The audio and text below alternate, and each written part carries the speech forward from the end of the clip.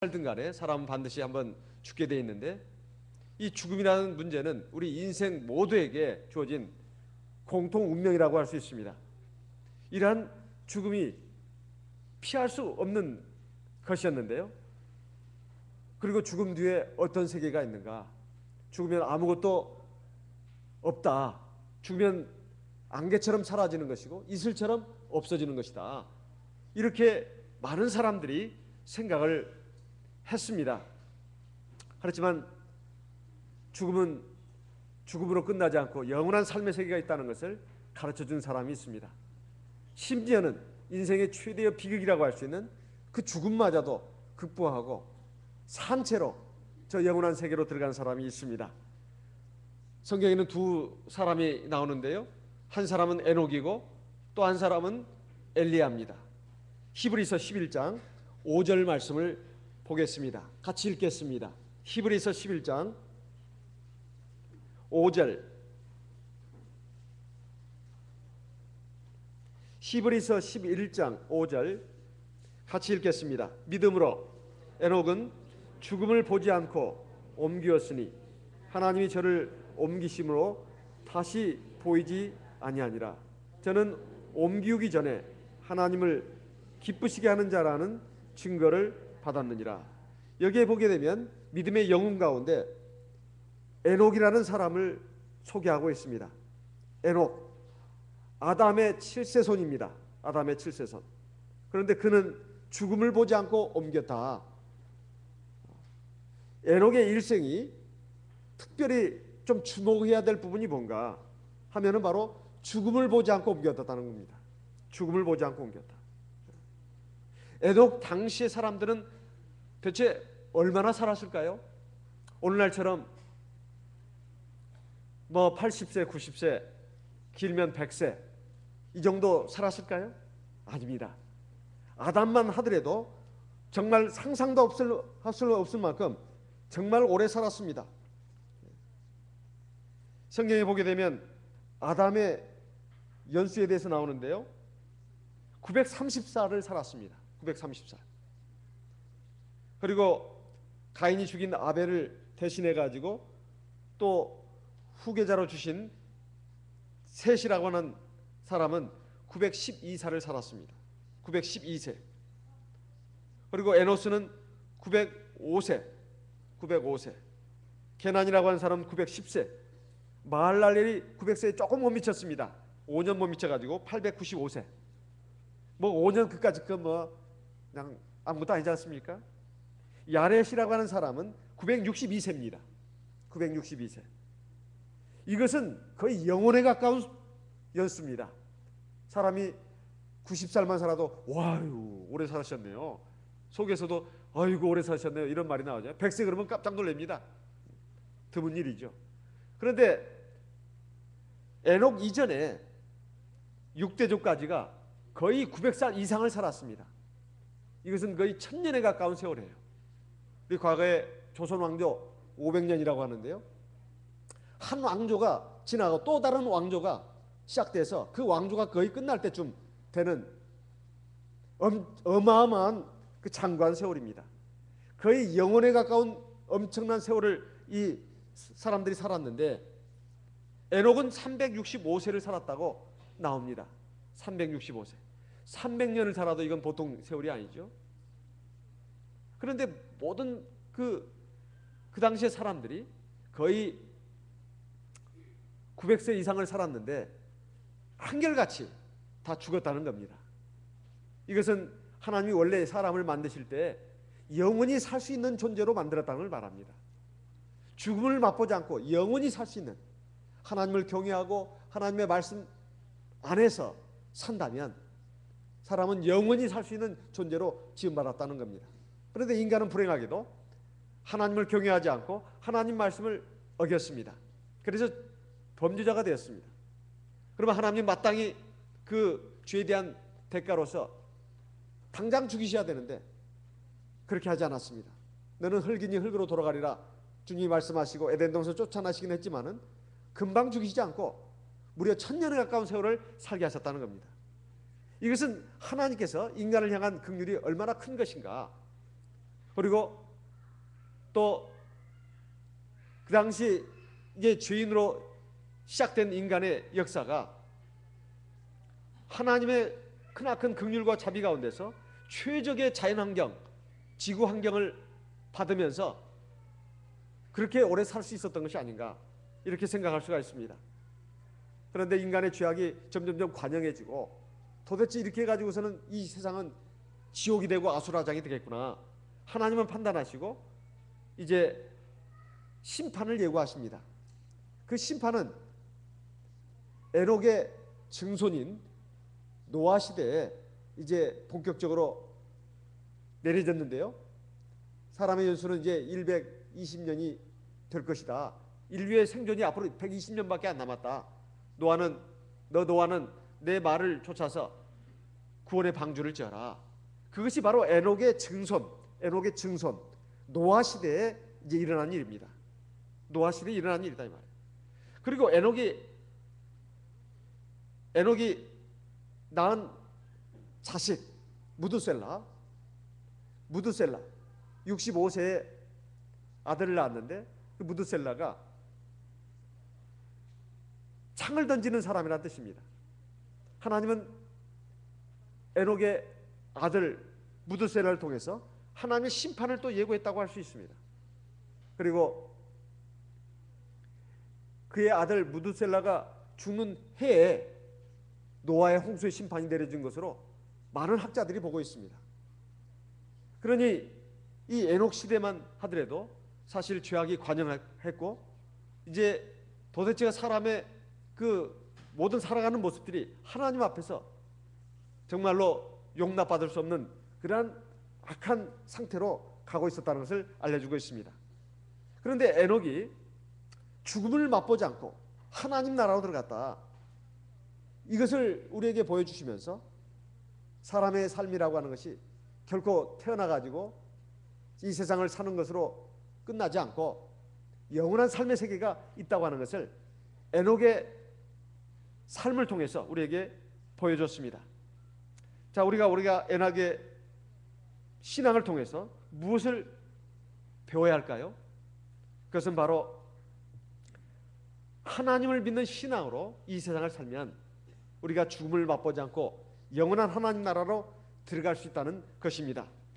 이것을 우리에게 하나님은 가르쳐 주셨다, 이런 말씀입니다. 육체의 죽음이 전부가 아니라 영원한 생명의 나라가 또 있다 하는 것을 주님께서 우리에게 가르쳐 주셨다는 겁니다. 그래서 여기에서 히브리서 11장 5절에서 에녹은 죽음을 보지 않고 옮겼다고 나와 있습니다. 대체 어디로 갔다는 말일까요? 여기는 말씀이 나와 있지 않습니다. 죽음을 보지 않고 옮겼는데 어디로 갔는지 여기에 나와 있지 않습니다. 하나님이 저를 옮기심으로 다시 보이지 아니하니라. 이 세상에서 보이지 않았다는 뜻입니다. 그러면 어딘가 다른 세계로 갔다는 것이죠. 골로새서 1장 13절 말씀을 보겠습니다. 골로새서 1장 13절 우리 같이 읽겠습니다. 골로새서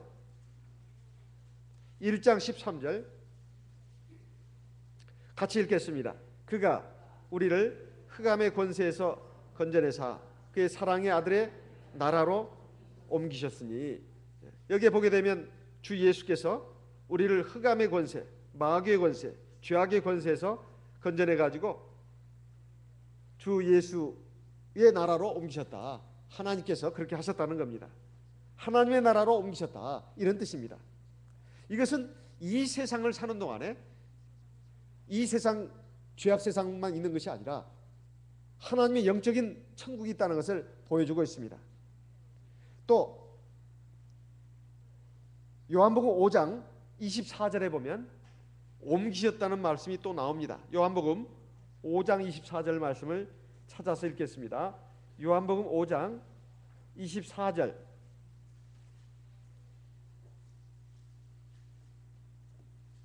요한복음 5장 24절 같이 읽겠습니다.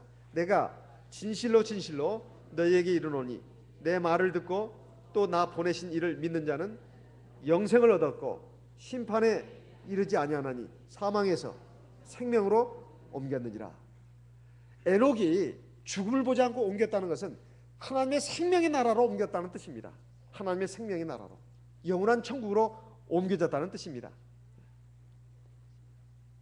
그래서 이 에녹은 이 세상의 삶이 인간에게 전부가 아니고 영원한 천국이 있다는 것을 우리에게 가르쳐 줬는데, 에녹 말고 또 한 사람 믿음의 영웅 엘리야도 죽음을 맛보지 않고 하나님 나라로 옮긴 것으로 열왕기하 2장에 보면 나옵니다. 그의 뒤를 이어서 엘리사가 이제 하나님의 일을 맡게 됐는데, 엘리사의 제자들이 우리가 스승의 시신을 찾아야 되겠습니다 했을 때, 가지 마라. 너희가 찾으러 가도 헛수고다. 왜냐하면 엘리야가 불수레와 불병거를 타고 하늘로 올라가는 모습을 엘리사뿐만 아니라 제자들이 보았습니다. 그러니 하나님이 불회리바람으로 자기 스승 엘리야를 하늘로 올라갔는데 어딘가 그 계곡에다가 내동댕이 쳤을 것이 아니냐, 그렇게 사람들은 생각했습니다. 그런데 그러지 않았습니다. 그야말로 바로 하늘로 올라갔지요. 그래서 시체를 찾을 수가 없었던 겁니다. 그 훗날 이제 예수님이 이 세상에 오셨을 때 변화산상에 올라가셔서 기도하실 때 예수님의 모습이 호련히 변화가 됐습니다. 그리고 그 자리에 모세와 엘리야가 나타나서 주님과 더불어서 대화를 나눈 장면이 나옵니다. 마태복음 17장에 있는 기록입니다. 그때 베드로와 야고보, 요한이 잠이 깨가지고 그 광경을 보고 너무나 놀랐습니다. 그리고 너무나 황홀하고 신비감에 젖어가지고 무슨 말을 어떻게 할지를 몰랐어요. 주여, 우리가 여기 있는 것이 좋사오니 우리가 초막 셋을 짓되 하나는 주를 위하여, 하나는 모세를 위하여, 하나는 엘리야를 위하여 하겠나이다. 이상 모든 걱정이 다 사라지고, 그리고 그 자리에 있는 것이 너무나 감격스럽고 행복해서 이 세상에 재현된 하나님의 나라를 그들이 목격하면서 그들은 어쩔 줄을 모르고 황홀했던 겁니다. 그 자리에 바로 엘리야가 나타났습니다. 이것을 통해서 우리가 알 수 있는 것은 이 세상이 전부가 아니다, 하나님의 영원한 나라가 있다 하는 것을 알 수가 있습니다. 우리 교회 초창기에 박필선 전도자님이 순교를 당하실 때 그 광경을 직접 우리 성도님들이 목격한 분들이 별로 없습니다. 어쨌든 뒷산에 올라가 가지고 빨치산, 그러니까 당시 남한에 있던 공산 당원들을 빨치산이라고 하지 않습니까? 남한에 있는 자생적인 공산당원들, 그 빨치산들이 우리 박필선 목자님을 산에 데려가 가지고 돌로 쳐 죽일 때 이제 목자님은 자기에게 잠깐 기도할 시간을 달라고 하지 않았습니까? 기도할 시간을. 그래서 하나님께 이제 기도를 했는데 누군가가 이제 돌을 들어서 쳐서 이제 죽였습니다. 돌에 맞아 가지고 피를 흘리면서 죽는데, 그때 하늘에서 밝은 빛이 그 자리에 내려 비쳤다고 합니다. 그리고 하얀 옷을 입은 천사들이 공중에 나타났다는 거예요. 그 광경을 이 대방교에 있는 어떤 모치님이 잠시 밖으로 나왔다가 그 광경을 봤다는 겁니다. 자기는 당시 우리 교회에 아직 들어오지 않을 때라고 했습니다. 그런데 하늘에서 밝은 빛이 그 자리를 비추면서, 그리고 하얀 옷을 입은 천사들이 공중에 있는 것을 보셨다는 겁니다. 그분이 누군가는 여러분들이 한번 찾아보시기 바랍니다. 대방교 안에 계시니까요. 지금 생존해 계십니다. 너무 신기했다는 거예요. 그 광경을 자기가 똑똑히 봤다는 겁니다. 그리고 그 후에 박필선 목자님의 그 시신을 찾으려고 했지만 찾을 수가 없었다는 거예요. 여러분, 사람이 육체의 죽음을 맛보지 않고 하나님 나라로 가든 육체의 죽음을 맛보든 그것이 중요한 것이 아니라 우리가 영원한 하나님 나라에 들어가는 것이 정말 중요한 겁니다. 우리가 이 세상에서 사는 것으로 이제 끝나고, 그리고 안개처럼 사라지는 것이라면 하나도 두려울 일이 없어요. 두려울 일이 없고 걱정할 일도 없습니다. 그러나 우리에게는 영원한 하나님 나라가 있다는 것, 그리고 그 반대의 세계도 있다는 것을 우리에게 가르쳐 주셨습니다. 우리에게 주신 성령을 통해서 이 세상에 육체로 물질로 돼 있는 것이 아니라, 그것만 되는 것이 아니라 영적인 세계가 있다, 하나님의 영원한 나라가 있다 하는 것을 우리에게 가르쳐주고 있습니다. 그래서 우리는 우리의 믿음의 선진들의 믿음을 보면서 교훈을 받고 격려를 받아야 되겠습니다. 우리가 이 세상을 살면서도 정말 믿음으로 살고 하나님의 말씀에 담긴 그 약속이 생명의 약속인 것을 믿고 그 나라를 바라보면서 우리가 믿음으로 살아야 되겠습니다. 여기 에녹을 보게 되면 에녹은 죽음을 보지 않고 옮겼다, 하나님이 저를 옮기심으로 다시 보이지 않았다고 되어 있습니다. 그리고 히브리서 5장 후반부에 보게 되면 저는 옮기기 전에 하나님을 기쁘시게 하는 자라는 증거를 받았다, 이렇게 되어 있습니다. 그가 죽음을 보지 않고 하나님 나라를 봤다. 얼마나 신기한가, 정말 놀랍다. 그런데 그가 어떻게 해서 그렇게 됐는가, 여기에 대해서 관심을 가지라는 겁니다. 하나님은 지금 오늘 저와 여러분에게 여기에 대한 관심을 가지라는 겁니다. 왜 그가 죽음을 맛보지 않고 영원한 하나님 나라로 갔는가, 직행으로 갔는가. 중간에 어떤 역을 거쳐서 간 게 아닙니다. 직통으로 갔습니다. 그것은 다른 데 있는 이유가 있는 것이 아니라 그가 하늘나라로 옮기기 전에 하나님을 기쁘시게 하는 자라고 하는 증거를 받았다는 겁니다. 도대체 무엇이 에녹에게 있었기에 하나님을 기쁘시게 하는 증거를 받았을까요? 너는 나를 참 기쁘게 하는 사람이다. 너는 나를 참 기쁘게 하는 사람이다. 그러니까 모든 사람들이 다 경험하는 그 죽음을 겪지 않고 경험하지 않고 하나님 나라로 갔냐 이 말입니다. 창세기 5장을 보겠습니다. 창세기 5장 21절에서 24절 말씀을 보겠습니다. 창세기 5장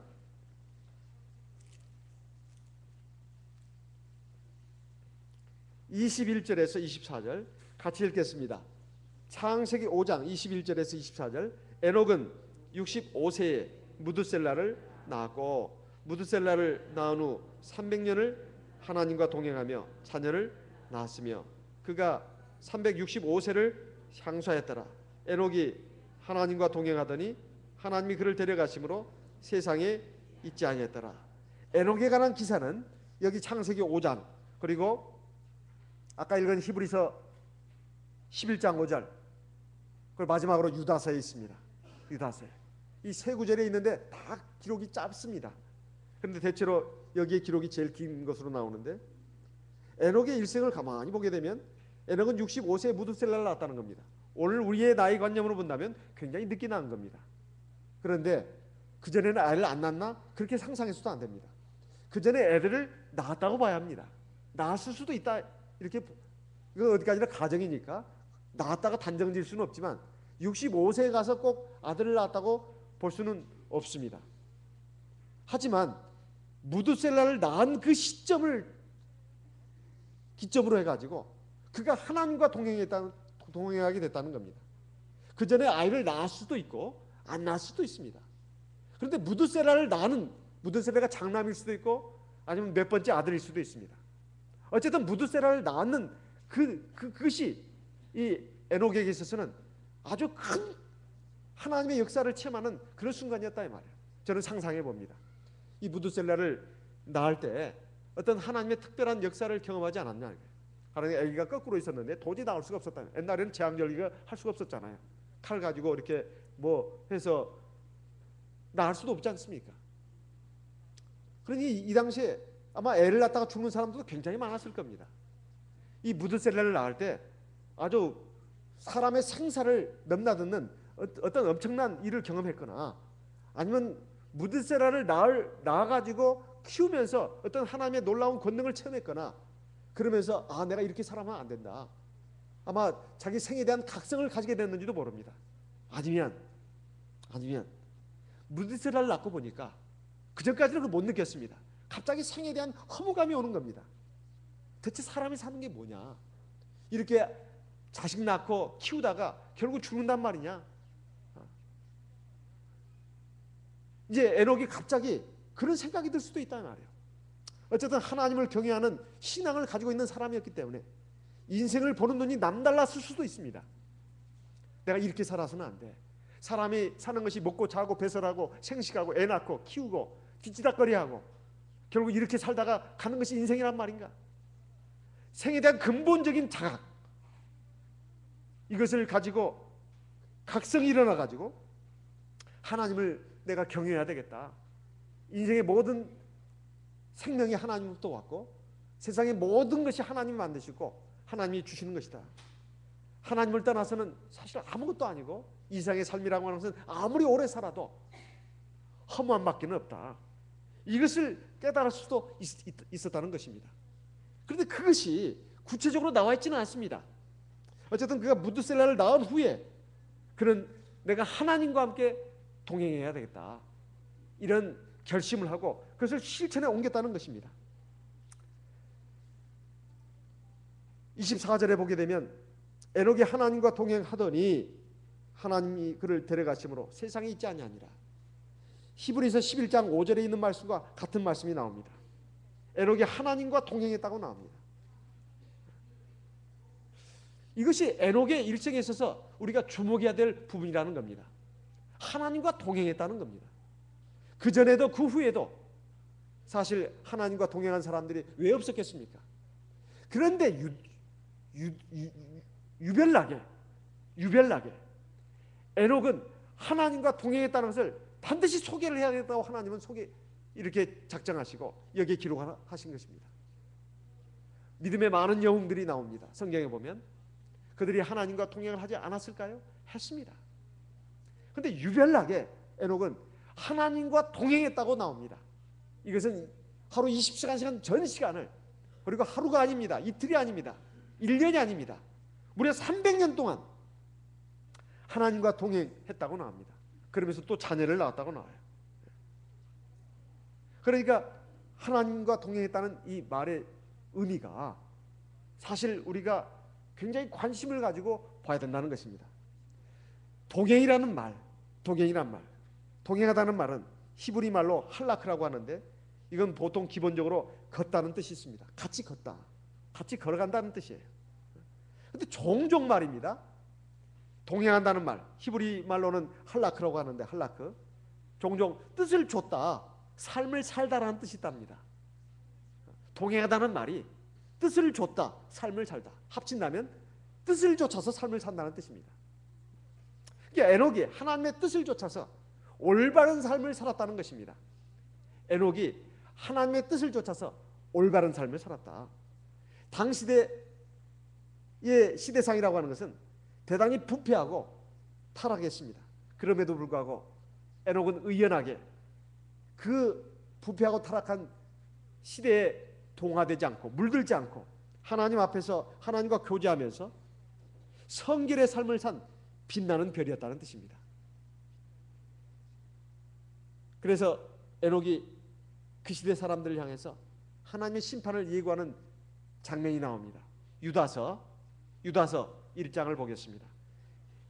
요한계시록 앞에 유다서가 있습니다. 유다서 1장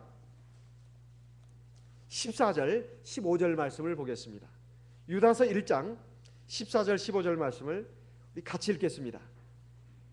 아담의 7세손 에녹이 사람들에게 대하여도 예언하여 이르되 보라 주께서 그 수만의 거룩한 자와 함께 임하셨나니 이는 무사람을 심판하사 모든 경건치 않은 자의 경건치 않게 행한 모든 경건치 않은 일과 또 경건치 않은 주인의 주께 거스려 한 모든 강팍한 말을 인하여 저희를 정죄하려 하심이라 하였느니라.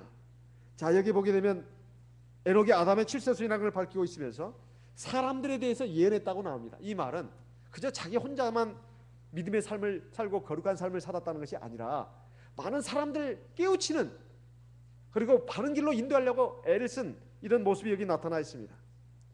하나님도 받은 말씀을 이제 사람들에게 전했는데 보라 주께서 수만의 거룩한 자들과 함께 임하셨나니, 이건 이제 장래의 일을 지금 내다보는 것이죠. 무사람을 심판하사 모든 경건치 않은 자의 경건치 않게 행한 모든 경건치 않은 일과, 여기에 경건치 않은 이 말이 나옵니다. 경건치 않은 이란 말은 영어로는 ungodly라고 하는데요. ungodly, 이거 뜻이 무슨 뜻이냐? 하나님이 없다는 뜻입니다. 경건치 않다는 말은 하나님이 없다는 뜻이에요. 경건하다는 말은 가들입니다. 하나님이 있다는 뜻이에요. 하나님이 없이 사는 것을 불경건이라고 하고 하나님을 모시고 사는 것을 경건이라고 합니다. 그러니까 당시의 사람들이 하나님이 어디 있느냐? 하나님이 어디 있느냐? 하나님 눈에 보이지도 않고 이 세상이 이렇게 화려하고 이 세상은 이렇게 자연스럽게 굴러가는데 하나님이 어디 있느냐? 내가 악을 행해도 누가 나를 처벌하지도 않고 벌 내리지도 않고 내가 선을 행해도 누가 나에게 상 주는 것도 없고 대체 하나님이 어디 있느냐? 심판자가 어디 있느냐? 이렇게 많은 사람들이 그렇게 생각하면서 그렇게 느끼면서 살았다는 겁니다. 그런데 하나님은 바로 이 일에 대해서 심판하신다는 겁니다. 이 일에 대해서 하나님은 심판하신다는 거예요. 그런데 에녹은 그와 반대되는 삶을 살았다는 것입니다. 그와 반대되는 삶을 살았다는 거예요. 하나님이 없는 인생이라고 하는 것은 하나님이 없는 일을 하게 되어 있습니다. 그리고 하나님이 없는 인생이라고 하는 것은 하나님이 없는 말을 하게 되어 있습니다. 많이 하게 되어 있어요. 그리고 하나님이 없는 방법으로 살게 되어 있습니다. 그리고 하나님 없이 제멋대로 살게 되어 있다 말이에요. 하나님이 없는 인생은, 즉 불경건한 인생은 그렇게 살게 되어 있습니다.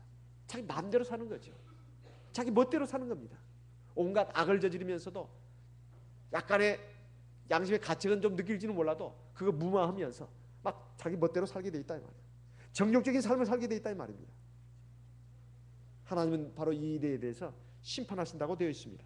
뿐만 아니라 경건치 않은 죄인의 주께 거스려 한 모든 강팍한 말을 인하여 저희를 정죄하려 하십니다.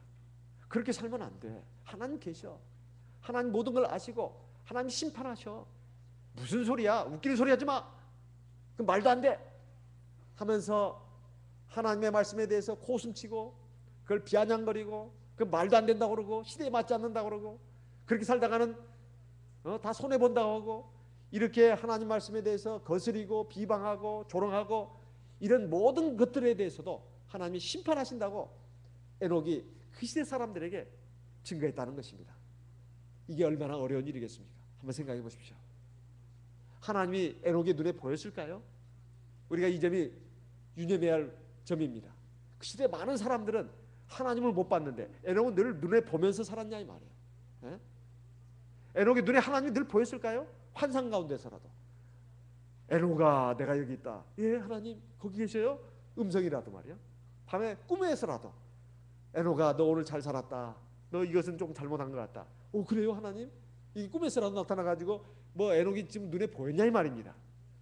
그랬을 리가 있을까요? 없죠. 그러면 에녹을 갖다가 여기다 소개할 이유가 어디가 있겠습니까? 믿음으로 산다는 것은 눈에 지금 안 보인다는 것입니다. 안 보이지만 눈에 보이는 것처럼 실제로 살아계신 것을 확실히 알고 인정하고 그리고 나가는 것을 믿음이라고 하지 않습니까? 그래서 히브리서 11장 5절 다음에 바로 이어지는 말씀이 그 유명한 말씀이 아닙니까? 믿음이 없이는 기쁘시게 못하나니 하나님께 나가는 자는 그가 계신 것과 그가 자기를 찾는 자들에게 상 주신 있음을 믿어야 할지니라. 이 히브리서 11장의 정말로 핵심되는 이 말씀이 누구 뒤에 나오느냐? 에녹 뒤에 나오는 겁니다. 에녹 뒤에. 에? 히브리서 11장은 믿음의 영웅들의 장이라고 말합니다. 그런데 많은 믿음의 영웅들 가운데서 유독 에녹 다음에 그 말씀을 집어넣었다 이 말이에요. 이것은 간단한 일이 아닙니다. 그냥 가볍게 넘길 일이 아니다 이 말이에요. 에녹이 어느 순간에는 믿음으로 살고 어느 순간에는 믿음이 없어져 가지고 방황하고 세상 사람처럼 살고 그러지 않았다는 겁니다. 에녹은 늘 하나님을 의식하면서 살았다는 거예요. 그러니 이 에녹의 신앙이라는 것이 얼마나 대단하냐 이 말이에요. 우리도 어떤 데 보면 참 신앙이 같을 때가 있습니다. 내 자신을 볼 때 여러분도 아마 자부할 겁니다. 아, 내가 그래도 믿음이 있는 사람 같아. 하나님을 의식하니까. 그래도 내가 기도할 때 그래도 하나님 약간 의식하면서 기도하거든. 내가 기도 소리가 크냐 작냐 옆 사람 의식하면서 기도하는 게 아니라 내가 하나님 정말 앞에 왔다고 생각하고 기도한단 말이야. 그리고 내가 교회를 또 믿음 가지고 나왔거든. 그래서 하나님 앞에 내가 오늘 하나님 만나러 간다. 참 기쁘다. 감사하다. 오늘 하나님이 나에게 주시는 생명의 양식을 내가 맛있게 먹어야지. 배부르게 먹어야지. 그리고 우리 주 안에서 우리 형제들과 함께 사랑의 교제를 해야지. 연합해야지. 내가 오늘 하나님 앞에서 기뻐하시는 일을 그래도 한 가지는 내가 해야지. 이런 마음을 가지고 올 때 그건 믿음이 아니고서는 어떻게 그런 마음을 가지겠냐 이 말이에요. 그런데 우리가 하나님을 잊어버릴 때가 얼마나 많습니까? 내가 좋지 않은 일을 당했을 때 막 성질이 납니다. 화도 납니다. 그러면서 막 그동안 그런 말도 다 안 해봤는데 막 쏟아놓는다 이 말이죠. 내가 화를 못 이겨가지고. 그리고 죄악의 유혹을 받을 때 그 마음의 영향을 받아가지고 더러운 생각이 일어나고, 그리고 죄에 대한 충동도 일어나고. 그런데 하나님을 의식한다면 그것을 이러면 안 돼. 이건 죄악의 유혹이야. 마귀의 시험이야. 하면서 물리친 적도 있지만은 아이고 이거 참 죄악의 유혹이 참 달콤하네. 이렇게 생각하면서 거기에 젖어들기도 하고. 그리고 하나님 없이 그냥 내 힘으로 세상을 사는 경우도 얼마나 많냐 이 말이에요. 일을 하면서도 이건 내 힘과 지혜로 하는 것이지 하나님이 뭐 함께 하셔서 하는 건가? 꼭 뭐 하나님 의지할 필요가 있어? 그냥 중요한 일이나 어려운 일이나 내 힘으로 안 되는 거 이거나 하나님 앞에 내놓고 내가 부탁을 해야지. 뭐 하나님도 바쁘신데 세상 인류가 60억이 넘는데 그 가운데 하나님 백성들이 얼마나 많아. 이 사람도 이렇게 말하고 이거 해달라고 그러고 저 사람도 해달라고. 하나님 나는 귀찮게 하고 싶지 않아. 나는 하나님 성가시게 하고 싶지 않아. 하나님도 성가셔야 하는 분이야. 그러니 내가 그냥 꼭 필요할 때만 내가 하나님께 내가 용건만 얘기하지 나는 하나님 귀찮게 하고 싶은 사람이 아니야. 이게 자기식으로 생각하는 거죠.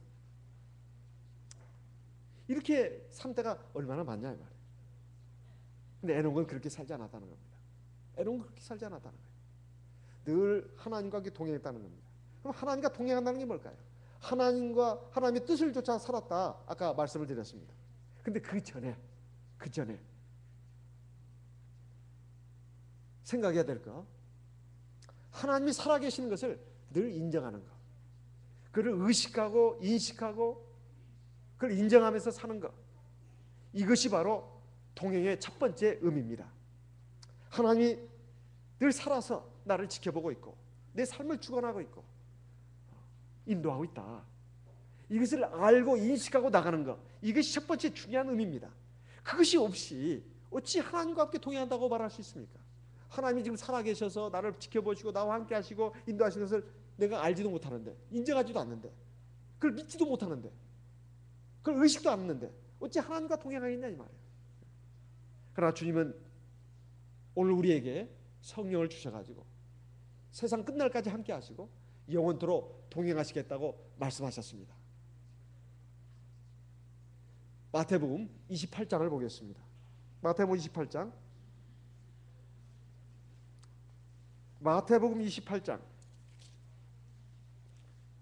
20절 말씀 같이 읽겠습니다. 마태복음 28장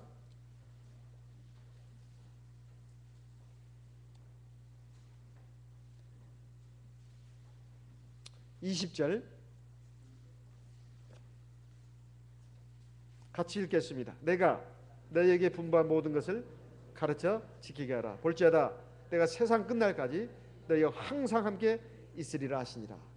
고린도후서 13장에 보게 되면 주가 네 안에 계신 것을 네가 스스로 알지 못하느냐, 그걸 알지 못한다면 너는 버리운 자니라, 이렇게 말씀하지 않았습니까? 요한일서 3장에도 이런 말씀이 있습니다. 요한일서 3장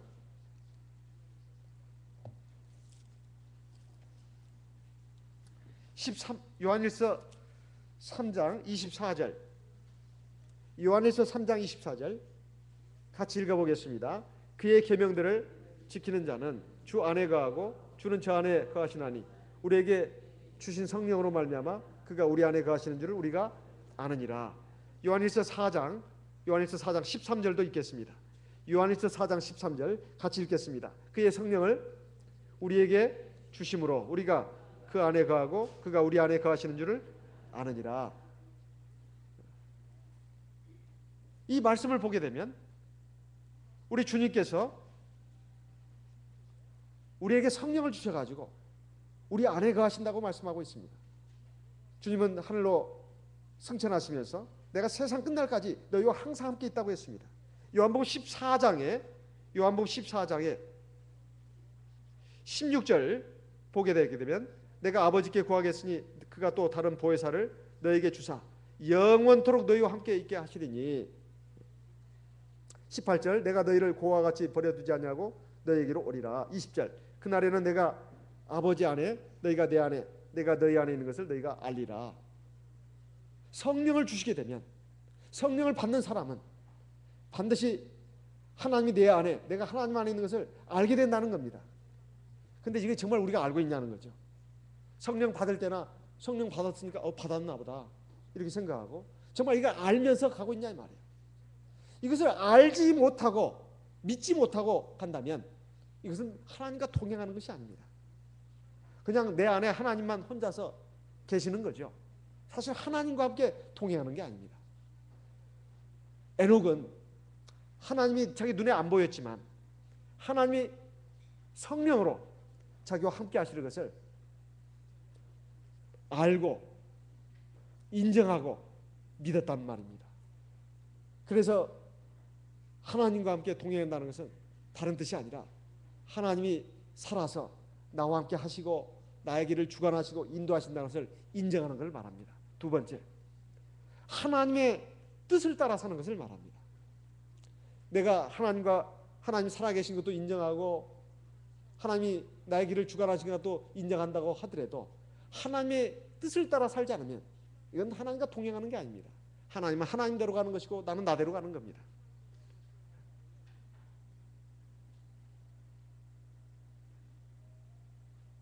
사람들이 한 집안에 살더라도 그 뜻이 서로 다르면 그건 동행이라고 할 수 없습니다. 또 친구가 서로 교제하면서 뜻이 다르면 이건 친구가 아닙니다. 지금은 이북에서 쓰는 말이 돼가지고 우리가 잘 쓰지 않습니다만 옛날 어렸을 때는 동무란 말을 썼습니다. 동무 무슨 뜻일까요? 같이 힘쓰는 사람 아니에요? 같은 뜻을 갖고 있는 사람은 동지라고 하죠. 동무 같이 함께하고 뜻을 같이 하고 같은 방향으로 가는 사람을 동무라고 합니다. 우리는 지금 친구란 말로 바꿔서 씁니다. 우리에게는 사실 각자 자기의 뜻이 있습니다. 우리는 각자 천성적으로 다 자기 뜻대로 되기를 원합니다. 말은 여러 가지로 하지만은 사실 내 뜻대로 안 될 때 우리는 기분이 나쁩니다. 그리고 괴롭습니다. 슬픕니다. 또 불편합니다. 심지어는 하나님마저도 내 뜻대로 해주시기를 원한다 이 말이에요. 그렇지만은 우리 주님은 그렇지 않으셨습니다. 어떻게 하셨습니까? 십자가의 그 고난을 당하시기 전에 겟세마네 동산에서 밤이 새도록 기도하셨는데 그 기도의 내용이 뭘까요? 밤이 새도록 기도한 내용이 뭡니까? 자기 뜻을 무너뜨리는 것이었습니다. 그리고 하나님의 뜻을 받게 해달라는 것이었어요. 아버지여 할 수만 있다면 이 잔이 내게서 물러가게 하여 주시옵소서. 이건 자기 뜻입니다. 인간이라면 누구나 다 고통받기 싫어하고 괴로움 당하기 싫어합니다. 슬프고 억울한 일을 당하기 싫어한다 이 말이에요. 그런데 주 예수님은 그렇게 기도하지 않았습니다. 할 수만 있다면 아버지 이 잔이 내게서 물러가게 하여 주시옵소서. 그러나 내 원대로 마옵시고 아버지의 뜻대로 되기를 원합니다. 우리는 정말 이런 기도를 하고 있습니까? 우리는 살아가면서 모든 것이 다 나한테 기준이 맞춰져야 합니다. 그래서 하나님마저도 내 욕구를 충족시켜줘야 된다 이 말이에요. 내 뜻을 이루어줘야 합니다. 내 뜻을 맞지 않는 하나님은 필요가 없다 이 말이에요. 내 욕심, 내 기대, 내 욕망 이것을 이루어지지 않는 하나님은 필요 없는 존재다 이 말이에요. 이런 식으로 생각하는 그 신앙이 과연 하나님과 함께 동행하는 신앙이냐 이 말이에요. 우리가 하나님 앞에 나와서 기도할 때 우리는 우리 예배 첫 번째 그 찬송에서 불렀듯이 내가 내 주님 앞에 모든 것을 바치고, 물질을 말하는 게 아닙니다. 산제사를 드린다고 하는 것은 머리끝에서 발끝까지 온몸을 주의 제단불 앞에 바치는 걸 말합니다. 하나님 말씀대로 나를 처리해 주십시오. 나를 요리해 주십시오. 처치해 주십시오. 이 말입니다. 하나님의 말씀으로, 성령의 능력으로 나를 개조해 주십시오. 이런 뜻이거든요. 그런데 우리는 그렇게 하지 않습니다. 하나님의 말씀, 아무리 하나님의 말씀이라도 내 성질이 안 맞으면 안 되는 겁니다. 내 기분이 안 맞으면 안 되는 거예요. 내 현실의 입장과 안 맞으면 소용없는 겁니다. 한 개 두 쪽이 나도. 이런 식의 신앙이 과연 하나님과 동행하는 것이냐 이 말이에요. 하지만 우리는 육신이 약합니다. 믿음도 부족합니다. 그래서 우리는 사실 하나님의 말씀대로 온전히 살 수가 없습니다. 그렇지만 그것을 현실로 인정하고, 그러니 하나님 하나님도 아무리 하나님이라도 나는 어떻게 할 수 없습니다, 이렇게 할 것이 아니라, 하나님 나 이렇게 믿음이 부족해서, 육신이 연약해서 하나님 말씀과 뜻대로 못 삽니다. 하나님 나를 불쌍히 여겨주시고 나에게 믿음을 주시고 성령의 충만을 주시옵소서. 그래서 내가 하나님의 말씀과 뜻대로 사는 당신의 자녀가 될 수 있도록 이끌어 주십시오. 하나님 나도 나를 어떻게 할 수가 없습니다. 내 마음과 생각, 내 의지와 감정, 내 말과 행동, 잘못된 습관, 행동, 이거 어떻게 바로 잡을 수가 없습니다. 하나님 이거 고쳐주십시오. 내가 이래가지고서 어떻게 하나님의 자녀가 되며 하나님의 백성으로서 이 세상을 살 수 있고 또 영원한 하나님 나라에 들어가서 하나님 앞에 감사와 찬송을 드릴 수가 있겠습니까? 이래가지고 어떻게 하나님 나라에 갈 수가 있겠습니까? 이런 마음으로 하나님 앞에 우리가 기도한다면 하나님이 어찌 그를 내치시겠습니까?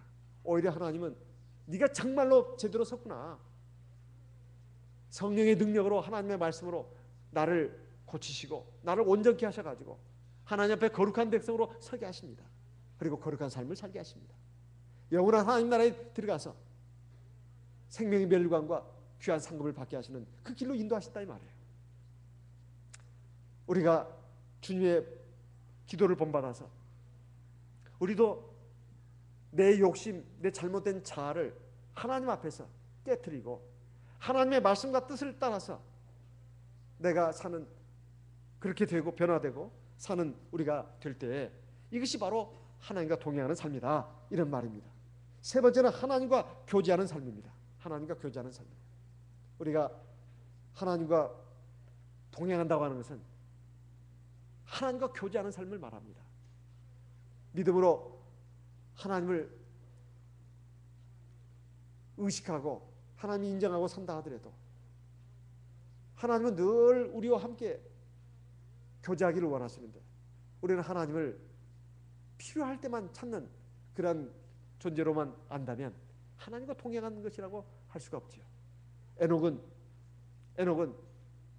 65세에 무드셀라를 낳고 늘 하나님과 함께 동행했다고 나옵니다. 300년을 하나님과 동행했다는 거예요.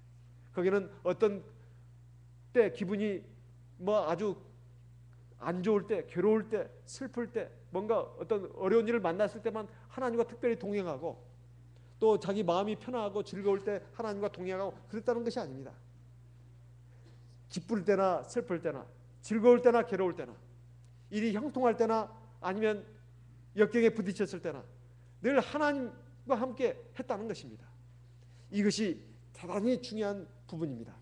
우리 성경에 보게 되게 되면 다윗은 목동으로 있을 때 하나님과 함께 동행하는 것이 아닙니다. 그는 왕이 되어서도 하나님과 함께 동행했습니다. 요셉은 보디발 장군의 집에 노예로 팔려갔을 때만 하나님과 동행한 것이 아닙니다. 이제 애굽의 총리 대신에 올라갔을 때도 하나님과 동행했어요. 흔히들 말합니다. 요즘 살기가 너무 바쁩니다. 너무 바빠요. 누구 될 수가 없습니다. 그러니까 지금은 좀 정신이 없으니까 내가 시간 날 때 하나님 찾아뵐 테니까 하나님 이해해 주세요. 그렇게 하지 않았습니다. 우리 믿음의 영웅들은, 선진들은 한가할 때 하나님을 잘 찾고 의지하고 그런 것이 아니라 공사 다망할 때도 하나님을 믿고 의지하고 경배했다 이 말이에요. 왜 그럴까요? 하나님이 바로 생명의 주관자시고 인생의 주관자라는 것을 그들은 알았기 때문입니다. 아담의 7세손 그렇게 나오는데요. 아담의 7세손. 그게 히브리 헬라어 원어적인 뜻은 족장이라는 뜻이 있다고 합니다. 족장. 지금같이 왕이, 대통령이 또는 총리가 나라를 다스리는 시대와 달리 옛날에는 족장 시대가 있었습니다. 족장은 왕과도 같은 위치에 있었어요. 그러면 그 당시에 많은 자기의 그 친족들을 거느리는 데 있어서 얼마나 바빴을까요? 그럼에도 불구하고 그는 하나님과 함께 동행했다는 겁니다. 우리가 자식들을 낳아서 가르치고 키우고 가르치고 하는 거, 또 먹고 사는 문제, 이거 쉽게 간단히 해가지고선 우리 제대로 살 수가 없는 그 시대를 살고 있습니다. 옛날에는 안 그랬을까요? 옛날에도 마찬가지였을 겁니다. 하지만 그거 때문에 우리가 하나님과 동행하지 못한다, 이렇게 말할 수는 없다는 겁니다. 미국에 가게 되면 교회 안 나오는 사람들도 교회를 나온다고 하더라고요. 여러분 들어보셨어요? 미국에 우리 한인들이 한 500만 정도 산다고 그러는데 교회 안 나온 사람도 교회를 나온다고. 왜 그런가? 너무 사는 게 힘드니까. 그리고 온갖 위험도 있고 또 정말 혼자서는 설 수가 없으니까 그 교회를 나온다고 그래요. 자, 뭐 미국이나 캐나다 또는 뭐 다른 나라에 사는 우리 성도들, 특별히 화교 성도들을 보게 되면 정말 믿음 생활 열심히 한다는 얘기를 들었습니다. 한국에 있다가 캐나다에 잠시 동안 이민 가서 살다 온 우리 어떤 자매의 말을 들어보니까 정말 자기들 말로만 들었는데 정말 그 화교들의 그 신앙, 우리 참예수교의 화교들의 신앙은 정말로 본받을 만하다고, 정말 본받을 만하다는 거예요. 정말 그 먼 거리에서 차를 뭐 보통 한두 시간 타는 것은 기본이랍니다. 두세 시간 타고도 많이 온대요. 그래가지고 안식일날 와가지고 오전부터 저녁까지 계속 예배가 있다는 거예요. 기도 시간도 왜 이렇게 긴지 제가 기도 얘기를 여러 번 합니다. 정말로 무릎이 아플 정도라는 거예요. 기도를 그렇게 많이 한대요. 그래서 점심 먹고 저녁 먹고 그리고는 이제 간다는 겁니다. 하루 종일 교회 와서 그때 이제 종교교육도 다 이루어지고. 그들의 신앙을 보면서 정말 내가 한국에 있을 때 자기뿐만 아니라 우리 한국교회 신도들의 신앙이 참 이 화교들의 신앙을 좀 본받아야 되겠구나, 그런 말을 하는 것을 내가 들었습니다. 그러다 보니까 그 2세들도 그 캐나다든 미국이든 그 사회적으로도 두각을 나타낸다는 거예요. 부모 세대들은 다 고생을 많이 했지만 자녀들 세대는 사회적으로도 굉장히 그 두각을 나타내가지고 상류계층으로 들어갔다는 겁니다. 그런데 그들도 교회를 열심히 나온다는 거예요. 믿음 생활을 열심히 한다는 겁니다. 그래서 영적인 이스라엘 백성들이 누구냐? 바로 우리 참예수교회 성도들 아니겠습니까? 그러면 육적인 이스라엘 백성들은 앞으로 구원해야 될 책무가 우리에게 있는데, 세상을 향해서도 우리 참 진리, 참 성령이 우리 이 교회에 있다는 것, 우리에게 있다는 것을 알려주고 그들을 올바르게 인도해야 될 책무가 우리에게 있는데, 참 안타깝게도 하나님은 우리 한국 민족을 택한 것이 아니라 중국인들을 택했다는 그 생각이 들 때가 한두 번이 아닙니다. 한두 번이 아니에요. 그렇다 해서 여러분들에게 제가 열등감을 갖게 하려고 하는 것이 아니라 우리 한국 성도님들 가운데도 화교들 못지않는 신앙을 가진 분들이 있어요. 그런데 그 숫자가 그런 화교들보다도 비율적인 면에서 봤을 때 적다는 것이 안타깝다는 것이지, 그런 신도가 없다는 것이 아닙니다. 대체로 우리가 그들보다 평균적으로 봤을 때 정말 우리가 좀 더 그들의 신앙을 본받아야 된다, 이런 뜻에서 말씀드립니다. 하나님과 동행하면 손해를 보고 더 어려워지는 것이 아니라 오히려 신앙적으로도 바로 설 뿐만 아니라 하나님이 그 사람의 그 삶도 하나님께서 함께 하셔가지고 하나님 안에서 형통하게끔 이끌어 주신다는 겁니다. 우리가 믿음을 가져야 되겠습니다. 이런 믿음을 가지고 갈 때 우리는 정말로 영원한 하나님 나라에 들어가는, 생명의 나라에 들어가는 그 하나님의 백성으로서의 그 삶을 우리가 누릴 수가 있습니다. 우리 다 같이 에녹의 신앙을 우리가 본받아야 되겠습니다. 이렇게 됐을 때 우리도 하나님 나라에 들어가서 하나님 나라의 생명책에 우리의 이름이 기록된 것을 확인하면서 하나님께 감사와 찬송과 영광을 돌릴 수 있을 줄 믿습니다. 다 같이 묵도하겠습니다.